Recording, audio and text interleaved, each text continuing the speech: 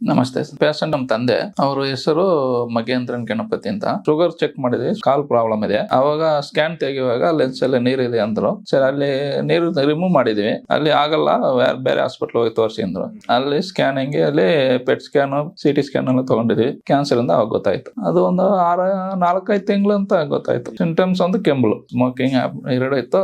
Report ಬಂದ ತಕ್ಷಣ ನಾನು ಯೂಟ್ಯೂಬ್ ನೋಡಿದೆ. ಇಲ್ಲಿ ಬಂದು ಟ್ಯಾಬ್ಲೆಟ್ ತಗೊಂಡೆ, ರಿಪೋರ್ಟ್ ತೋರಿಸ್ಬಿಟ್ಟು. ಸ್ಟಾರ್ಟಿಂಗ್ ಬಂದುವಾಗ ಅದೇ ರಿಪೋರ್ಟ್ ತೋರಿಸ್ಬಿಟ್ಟು ವಿಡಿಯೋ ಕಾಲ್ ಅಲ್ಲಿ ನಮ್ಮ ತಂದೆಗೆ ಮಾತಾಡಿದ್ರು. ಊರಲ್ಲಿ ಇದಾರೆ ಅವರು. ಅವಾಗ ಟ್ಯಾಬ್ಲೆಟ್ ಕೊಡ್ತೀನಿ 45 ಡೇಸ್ಗೆ, ಪರವಾಗಿಲ್ಲ, ಕೆಮ್ಮು ಎಲ್ಲ ಚೆನ್ನಾಗಿದೆ, ಊಟ ಮಾಡ್ತಾರೆ. ಫಸ್ಟ್ ಮುಂಚೆ ಊಟ ಮಾಡ್ತಾ ಇಲ್ಲ, 1 ಟೈಮ್ ಮಾಡಿದ್ರೆ 2 ಟೈಮ್ಸ್ ಮಾಡ್ತಾ ಇಲ್ಲ. ಈಗ 2-3 ಟೈಮ್ಸ್ ಊಟ ಮಾಡ್ತಾರೆ. ಈಗ ಪರವಾಗಿಲ್ಲ. ತಿರ್ಗಿ ಅದಕ್ಕೆ ಸೆಕೆಂಡ್ ಟೈಮ್ ಬಂದಿದ್ದು, ಡೋಸ್ ತಗೋಣ ಅಂತ ಬಂದಿದ್ದೀವಿ. ಪರವಾಗಿಲ್ಲ, ಔಷಧ ಕಮ್ಮಿ ಆಗಿದೆ, 60% ಕಮ್ಮಿ ಆಗಿದೆ. ಯಾರಿಗಿಲ್ಲ, ಇದೇ ಫಸ್ಟ್ ಟೈಮ್ ನಮ್ಮ ತಂದೆಗೆ ಬಂದಿರೋದು. ಚೆನ್ನಾಗಿದೆ, ಔಷಧ ಕಮ್ಮಿ ಆಗಿದೆ ನಮ್ಮ ತಂದೆಗೆ, ನನ್ನ ಪ್ರಕಾರ.